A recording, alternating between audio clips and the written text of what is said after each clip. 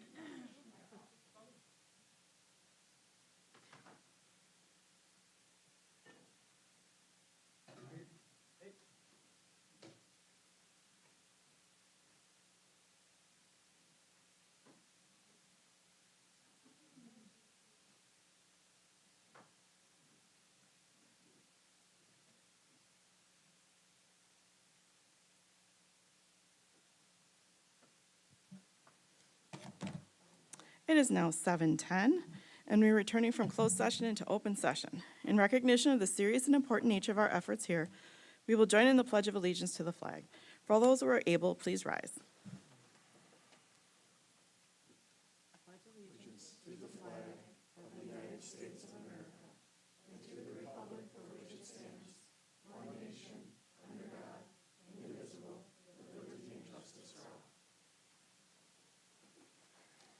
And now for those who wish to prepare for the meeting, we will have a moment of silence.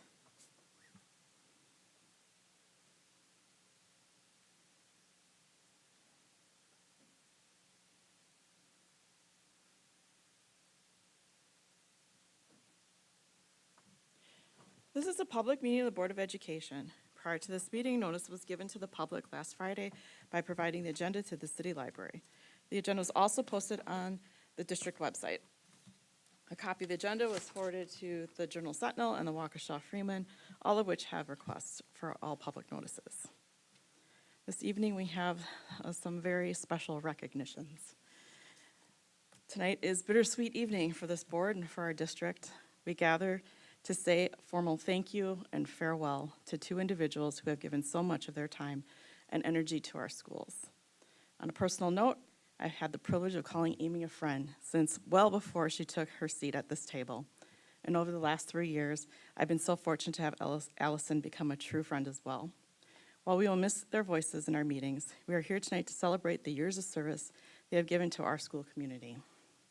Amy, I can't believe it's been 12 years since you first joined the board in 2014. To put that in perspective, you have been a steward of this district for an entire generation of students, watching them grow from first graders all the way to their senior year. Through 4 terms, you have done it all, truly done it all. You've put in the hours on our committees, served as vice president and clerk now, and you stepped up to lead us as president during the incredibly complex years of 2019 to 2021. Even after facing significant personal health challenges towards the end of that presidency, your commitment to our schools never wavered. We were so grateful to see you return to this table to continue the work. You've been a pillar of this board, and your impact will be felt in this district for a long time to come. Allison, over these past 3 years since joining the board in 2023, you have been a consistent and thoughtful presence at this table. What I appreciate most about you is your heart for the community. Whether it was showing up for committee assignments like facilities or engaging in the broader board discussions, you brought common sense approach and a kind spirit to the room. It takes a special kind of person to step into public service, and Allison did so with a genuine desire to support our staff and students. We have truly valued your perspective and the dedication you've shown during your term. On behalf of the board and the district administration, I want to thank you both. Being a board member requires thick skin and soft heart. It sometimes means long nights and difficult conversations. You have both handled those challenges with grace.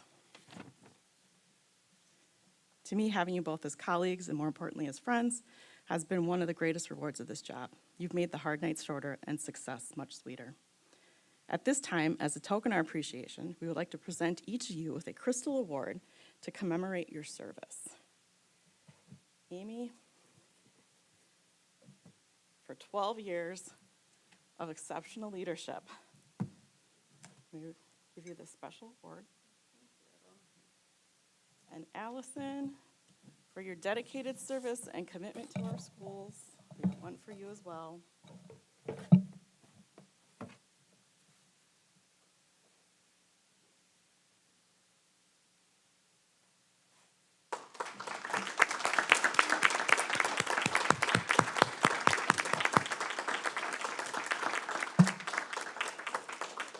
Again, thank you both so much. And Amy did ask, she has a word to share with us.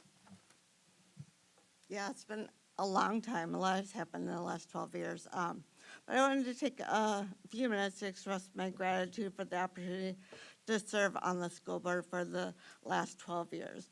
It's truly been an honor to serve this community and to help ensure that our district remains a place families seek out, a place where students are prepared for college, career, and life after their time here is complete.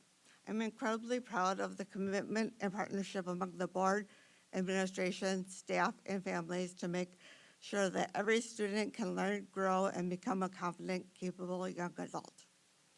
To the community who entrusted me with this responsibility, thank you. Every decision I made over these 12 years came from a place of wanting our kids to feel supported and wanting our schools to remain among the best in the state.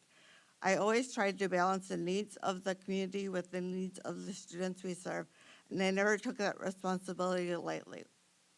To my fellow board members, it has been an honor to serve alongside you. We have had some lively discussions, and it's clear that you all have a commitment to keeping this district strong and ensuring our students receive a solid, well-rounded education.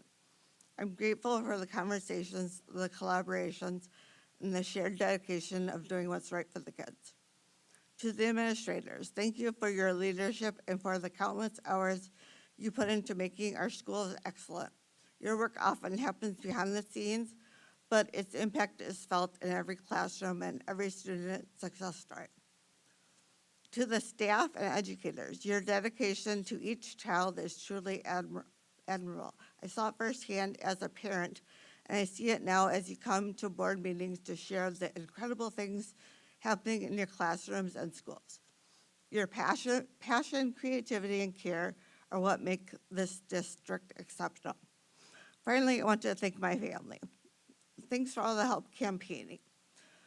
To the kids, thanks for sharing your mom with other students. For Keith, my husband, thanks for stepping up when I was gone on Mondays. And for the other countless hours of support. It was an honor to watch you kids grow up in this district, and a privilege to be on the stage as you graduated and moved on. As a parent, I saw firsthand how the district prepared them for life after graduation, and I am proud to say all three of my kids are flourishing. I also want to extend my best wishes to our two new board members, Matt and Amanda. May you serve with a heart for our students and be good stewards of the resources entrusted to you by this community. This work matters, and I hope you find it as meaningful as I have. As I step away from this role, I do so with a full heart and deep gratitude. This district is filled with people who show up every day to make a difference. I will always be cheering for our students, our staff, and this community. Thank you for allowing me to serve.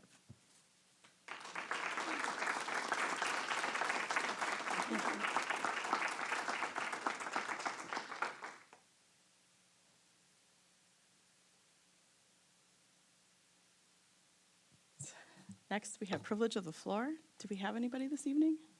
All right. No. I don't have a message or announcement, so we can move on to the administrative team report.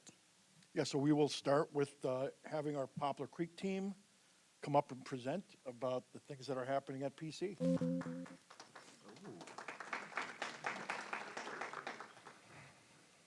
Good evening, everybody. Before we start, to our two outgoing board members, thank you so much for your leadership. This is my 10th year in New Berlin, so I have been both blessed and very lucky to work here. So thank you both for everything you're doing for our students and the community. On behalf of my partner and my colleague and my teammate, Dr. Samira Manzacani, Associate Principal, Poplar Creek, thank you for the opportunity to speak to all of you today to celebrate the great work that is being done by Poplar Creek Elementary School. Behind us is our third grade team. We'll introduce them individually and group-wise. They're a spirited bunch, so I know you'll enjoy the time that they're going to spend with us today. As you can see, the picture on the front, that is from our Creek Crawl. Creek Crawl is something we'll talk about later. Every year in the fall, we take a school-wide picture.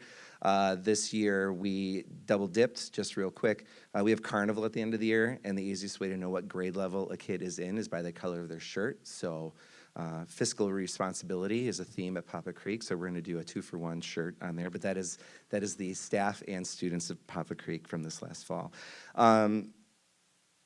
All right, here we go. So the motto, if you don't know about Poplar Creek, it's lead, believe, and achieve. It's on our lanyards. It's on our shirts. The kids say it all the time. It is something that we truly believe in. And one of the biggest things that comes through is these core beliefs. We'll talk about these a little bit later, but this is how our grade level teams get together when they plan. This is what they have in the front of their mind. When we have our building leadership team meet on Friday mornings, this is what we have in mind.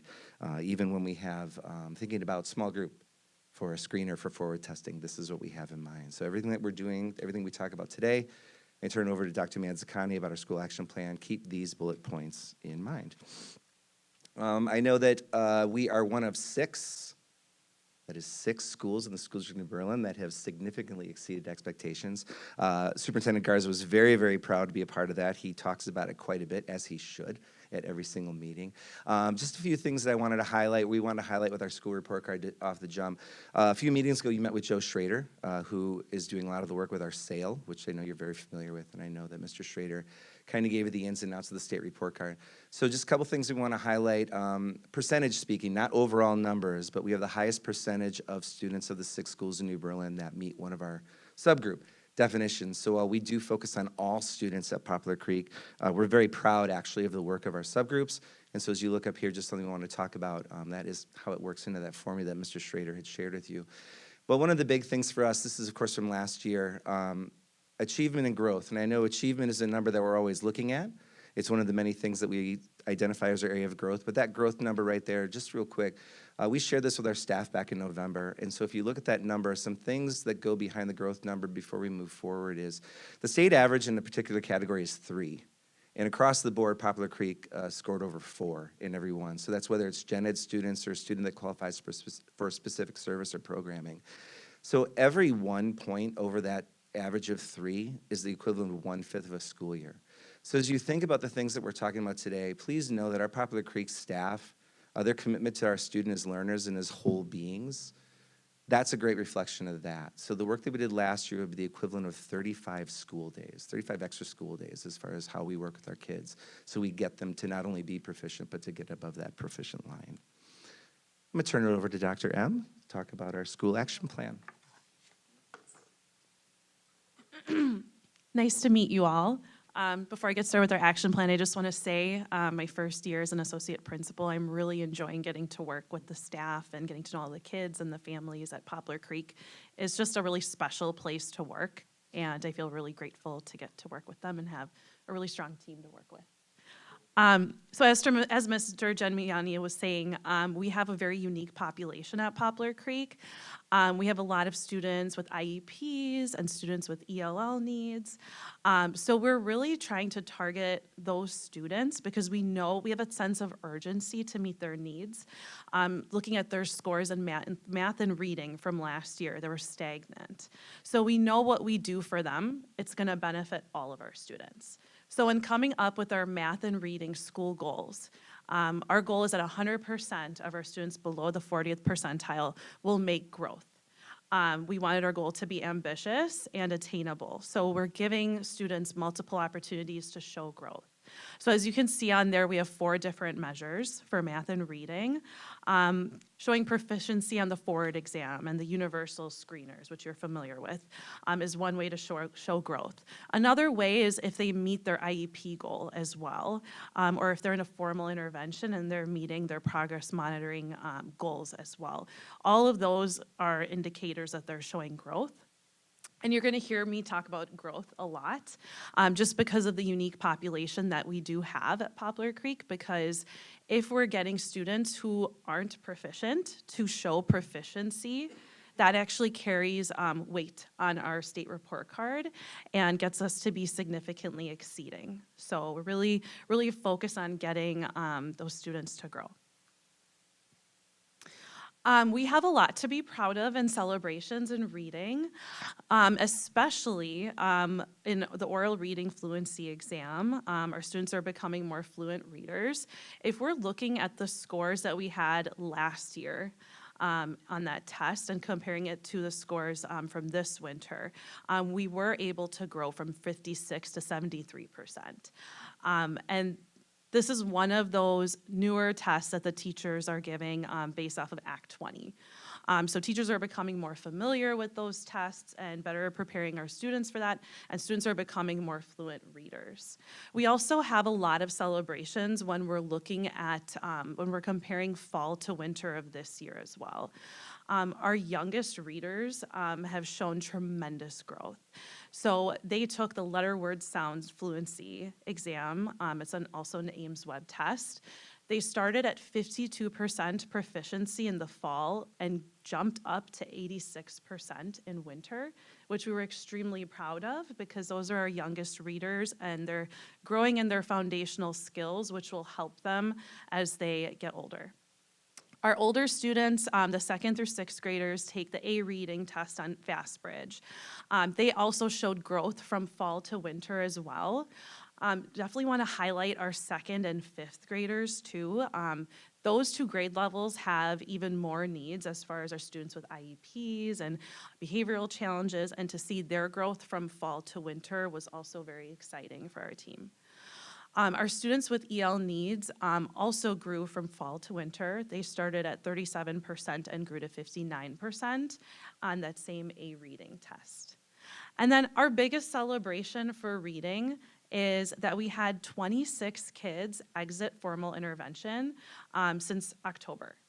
So the goal of having students in intervention is to get them to exit. And it takes a lot of hard work on our teachers to plan for formal interventions for students who aren't yet proficient. So getting them to be at grade level is a huge celebration for our team. It really just shows all the hard work that teachers are doing. In math, we also have a lot of celebrations. Again, for our youngest learners, kindergarten through 1st grade, in early math, they increased from fall to winter this year, from 66 to 69%. Also, in those teachers in 1st grade, they were doing flexible math group from the start to the finish. And then kindergarten teachers also started implementing that mid-year as well. So you can see how there was a lot of growth, especially for student subgroup populations. Our students with IEPs and our students with our ELL needs also increased a lot from fall to winter. For 4th grade, on the A math test, they increased from 78% to 81% from fall to winter. And then for 5th grade, in the math automaticity test they took, they increased from fall to winter as well. In math intervention, we had 4 kids exit since October. And I would say our biggest celebration here for math is the use of flexible grouping. So teachers being able to meet the specific needs of students and being able to be like fluid with those groups and making changes throughout the year based off of their progress, we feel like is really resulting in a lot of growth. And the 3rd grade team is going to talk soon more about all that they're doing with flexible grouping. So we have a lot to be proud of, lots of celebrations in math and reading, but we also have room for improvement. So I had mentioned on the oral reading fluency test that grades 1st through 3rd grade took. There was an increase from last year's scores to this year's scores. However, the scores from fall to winter were stagnant, so we know we still need to grow in that area. Same when we're looking at the FastBridge A math test, grades 2, 3, 5, and 6. Those scores were stagnant as well. So we know we have room for improvement. And that is where our school action plan really helps us.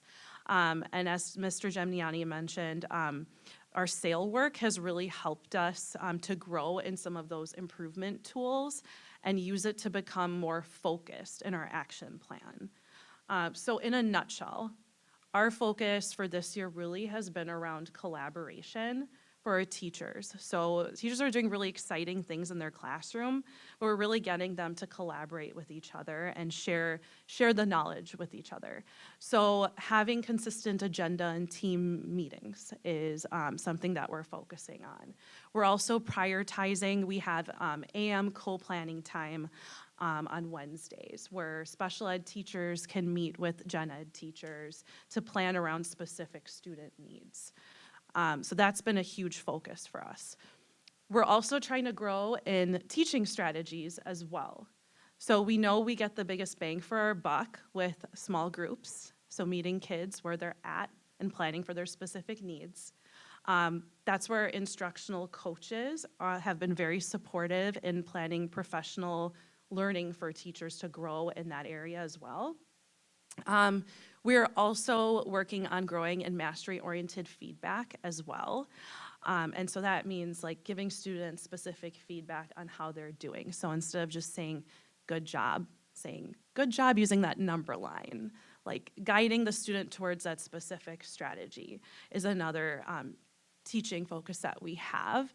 So we're reading different research-based articles on that as well, and doing peer walkthroughs in each other's classrooms and giving feedback. So we believe with our action plan that we will see some more growth come spring as well. Thank you, Dr. M. Yeah.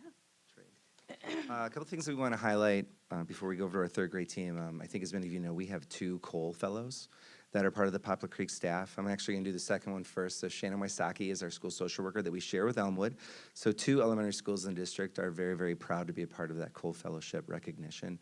And then Jackie Shoemaker, one of our 5th grade teachers. The theme you're going to hear is math. So Jackie Shoemaker is doing a lot of flexible grouping in math as another response to that stagnant data that Dr. Emma talked about. And Ms. Wysocki has been very active in not only our attendance, but our behavior matrix, getting to work in the classroom with students and teachers, talking about what are those behavior expectations, what does that lead, believe, and achieve look like on a day-to-day. So we're very proud to call the 2 of them Cole's Fellow winners.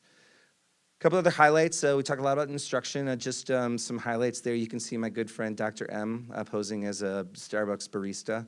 That was a little 2nd grade college career life readiness unit going on there.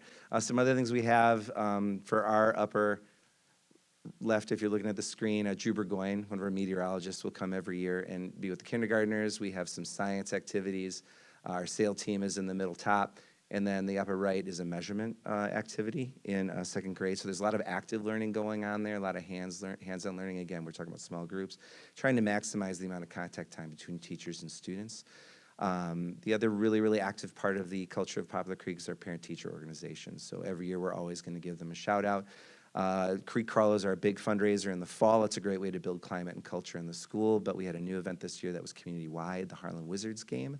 So that wasn't just a Poplar Creek event. That was a lot of non-PC staff, former staff, like former Principal Stepneski over there, got his shorts and his high tops on and played with us. And then in the middle, yeah, it was rigged, but we did a karaoke battle, and Patrick McFetridge, our building custodian, unfortunately, stole the trophy from Dr. M.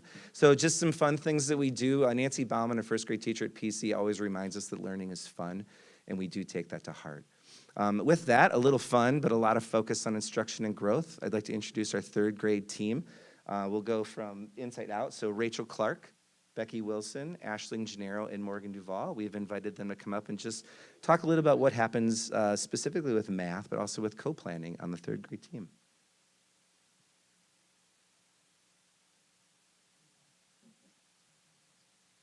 All right, good evening. I'm Becky. We wanted to showcase our flexible grouping and how it supports student learning. Flexible grouping means that students are not placed in fixed ability groups. Instead, they get to move in between the different groups based on what they need at a given time. Whether it's extra support, just practice, or maybe they might need some enrichment. This is our 1st year doing flexible grouping, and we have seen really incredible results, so we plan on moving forward and doing more with it next year. One way that we form groupings is by giving a pre-assessment at the start of the unit, and this helps us understand what students already know and where gaps exist.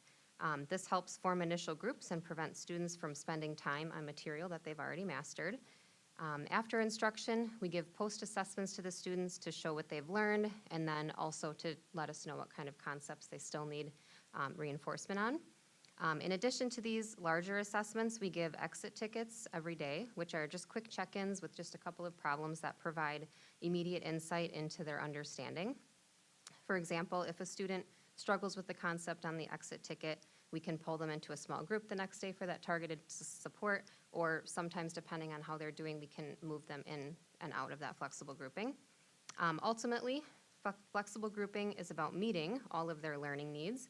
Not only do we consider academics, but we also consider behaviors as well. So some students might not have the attitude or stamina for some of the enrichment activities, or maybe they might work better with a certain teacher based on certain relationships, and so we also consider behaviors into those needs as well.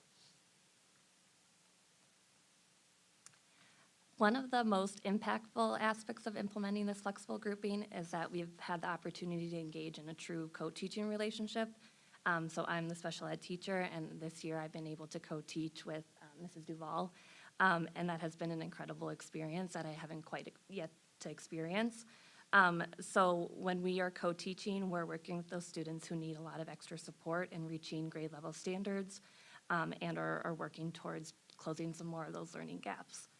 So during our Wednesday co-planning meetings, collectively as a third grade team, we plan to best meet the needs of all of our students. A lot of this planning is centered around how we can best support our students in those subgroup populations. So our students who have disabilities or our students who are English language learners. Like Ms. Wilson mentioned, we rely on a lot of the formative and summative data, but we also use data from progress monitoring towards IEP goals as well to support some of that instructional around our small group populations.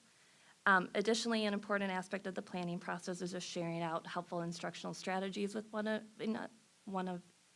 with each other. We all have different expertises and different years of experience, so having that set time to be able to rely on each other and share different tips and tricks that are helpful for some students has been very valuable in that co-planning time. We also look at the scope and sequence of each unit and determine when we can add in extra review days to target specific skills that may be more challenging or to really help those students that could benefit from the additional practice opportunities.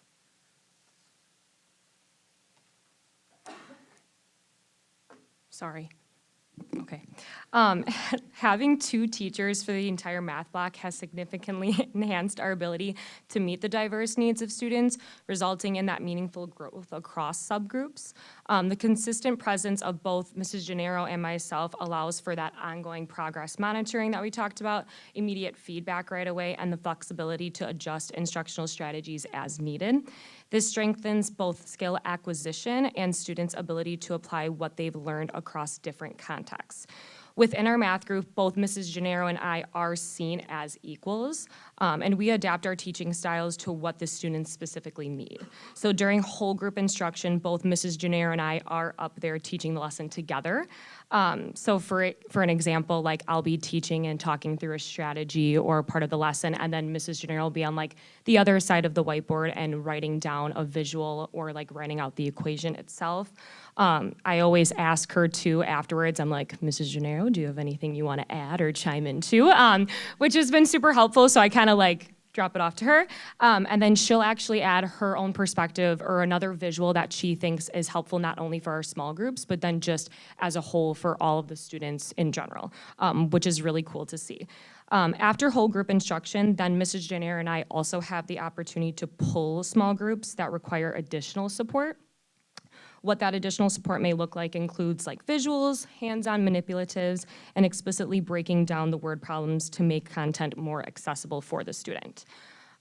Another thing too, a big celebration is as we are pulling those small groups, we do have a group that's working independently on their own as well, which is a huge accomplishment because then they're able to engage in that critical thinking, problem solving, and ownership of their own learning as well.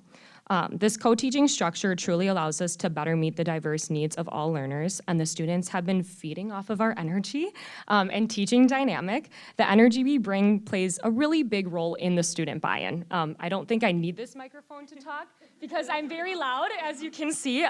So she's the yin to my yang. I'm very loud, she's very calm. So just some things that we do, for instance, on test days, we do dress-up days. So the other time I was like, Mrs. Gennaro, I think we're gonna do Dress Your Best. And she was like, sure, yeah, I like it. So the kids dressed up one day and their little bow ties. Girls came in with their colorful dresses. They were super excited. Kind of brings that motivation and engagement back into math in itself, which is really cool.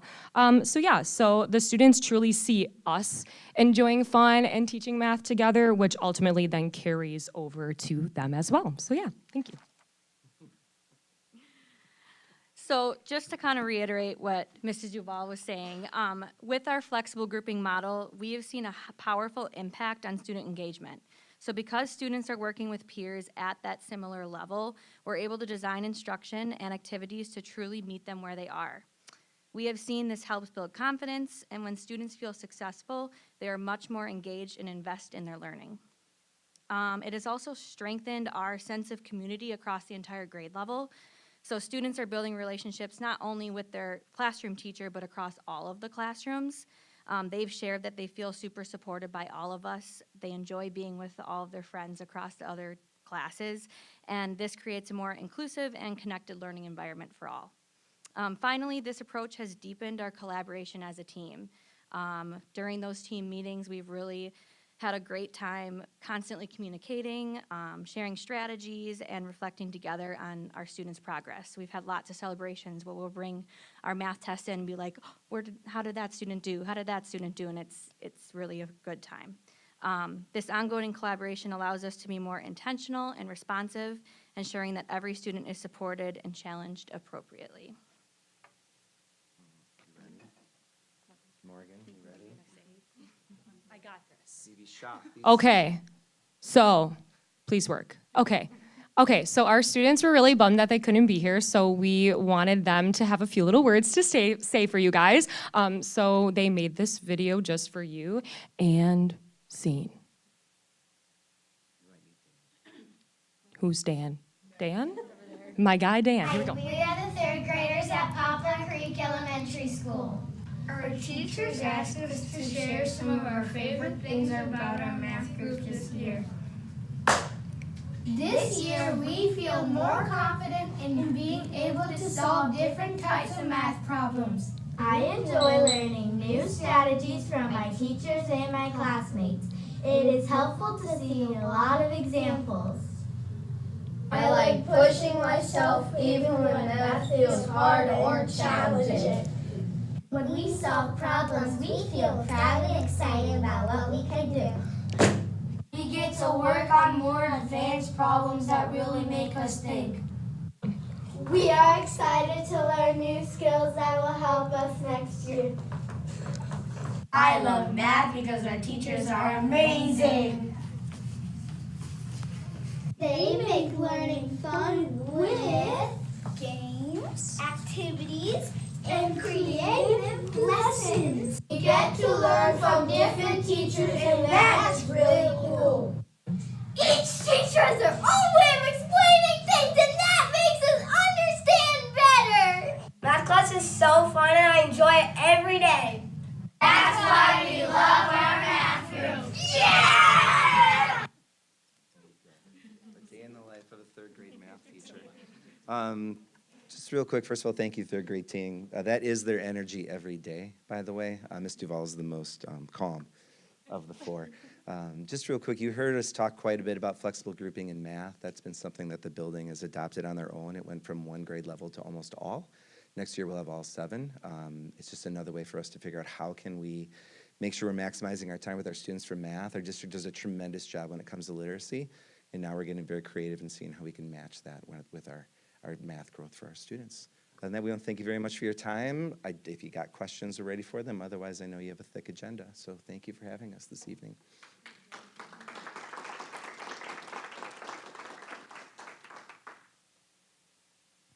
Superintendent's update next? Yes. I'm sorry? I was going to ask a question. Oh, okay. Go ahead. Go ahead. Sounds like we got a big agenda. So I won't ask a lot. Thanks, that was a great presentation. So I listened to your, mainly for Dr. M, your presentation on the interventions.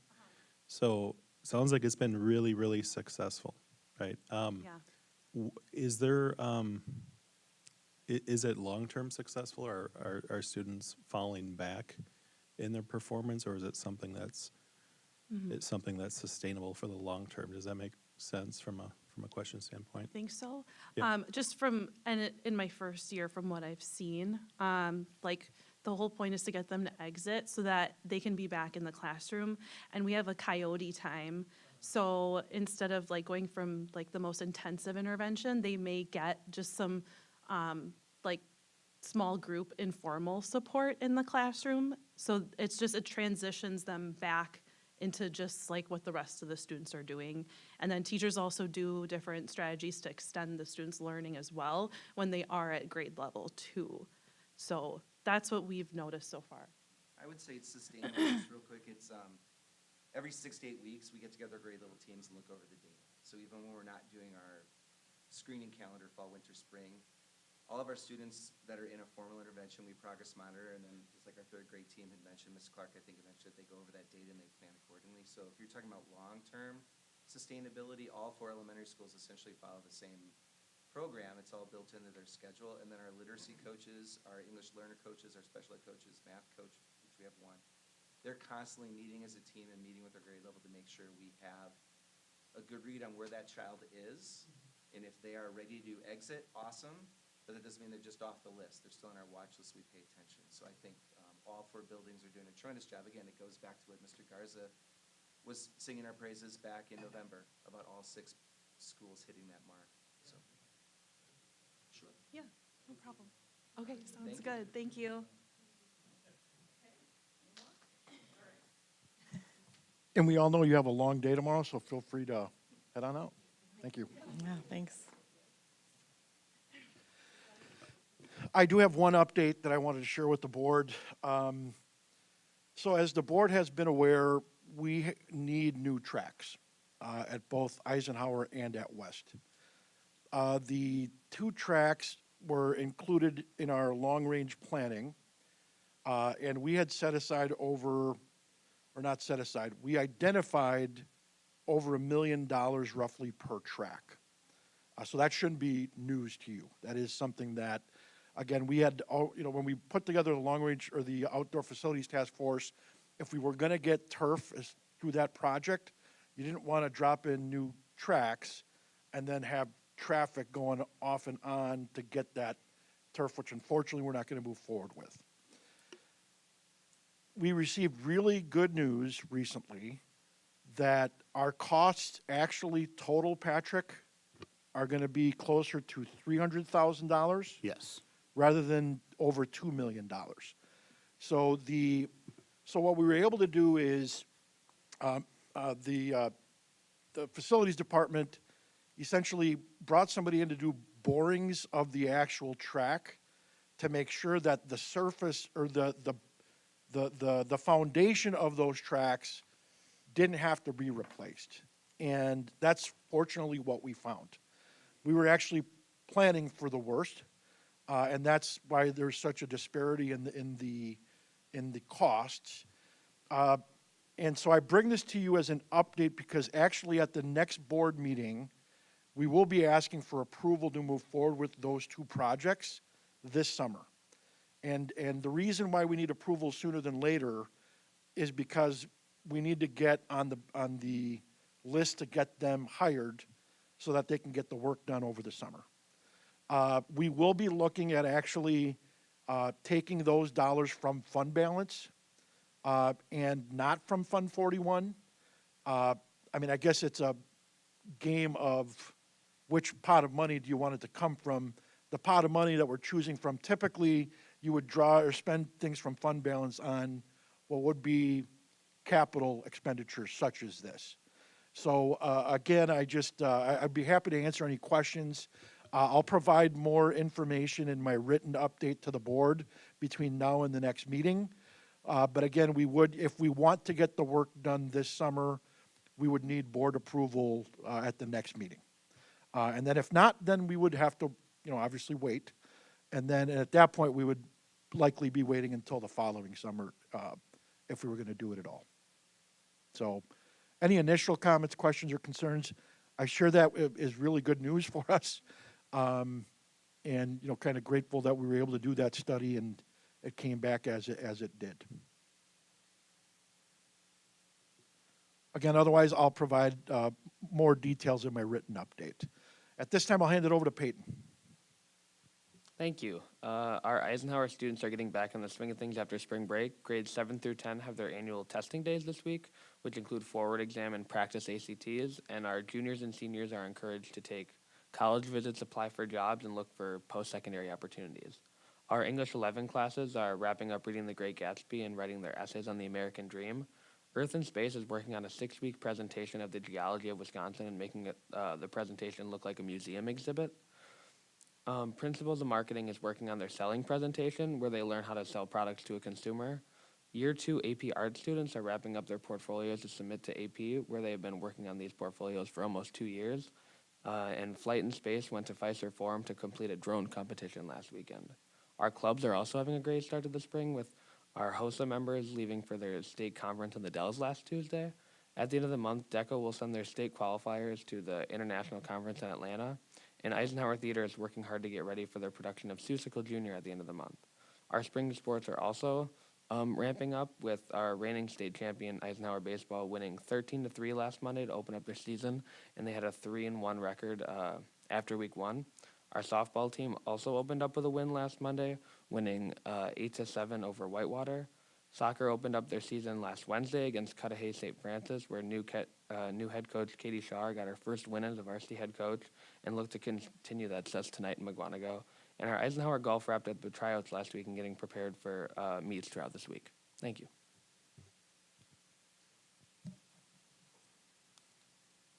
Now then we have the consent agenda, which includes the notice,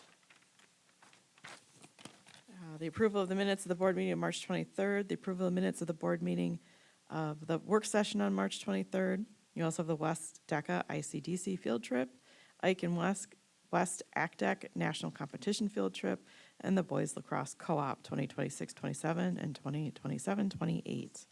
Are there any items that should be pulled out for separate consideration? Then do I have a motion for the consent agenda? Motion to approve. Second. I have a motion by Mr. Seidel and a second by Mr. Helmer to approve the consent agenda as presented. Any discussion? Then hearing none, all those in favor, raise your right hand. Motion passes. On to the regular agenda. We have a second read and a discussion and approval of the Neola Policy Update 35-1. Do I have a motion? So moved. Second. I have a motion by Mr. Helmer and a second by Mr. Seidel to approve the Neola Policy Update 35-1. Is there any discussion? So again, because the law and regulations are ever changing, our policy manual should be updated on a regular basis to remain legally compliant. Neola, who is our consultant with regard to policies, has identified 21 policies which are in need of revisions as part of their 35-1 update. For any additional review, we do consult with our legal counsel as needed. I have not received any additional comment, questions, or concerns since the first read, and so we'll be seeking your approval tonight for this update. Does anybody have any questions, comments? No? No? Okay. Then all those in favor, raise your right hand. Motion passes.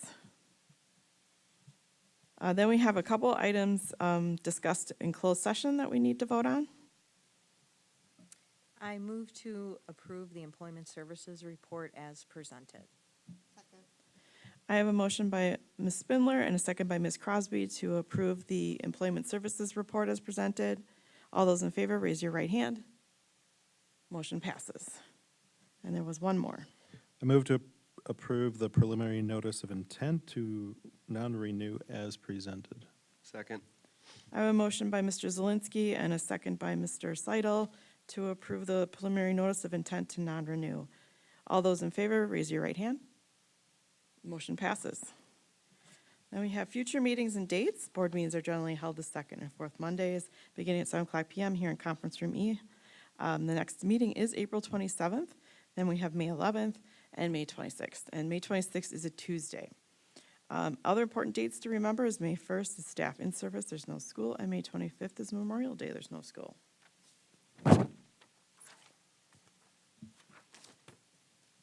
Then do I have a motion to adjourn? Motion to adjourn. Will Amy do the second?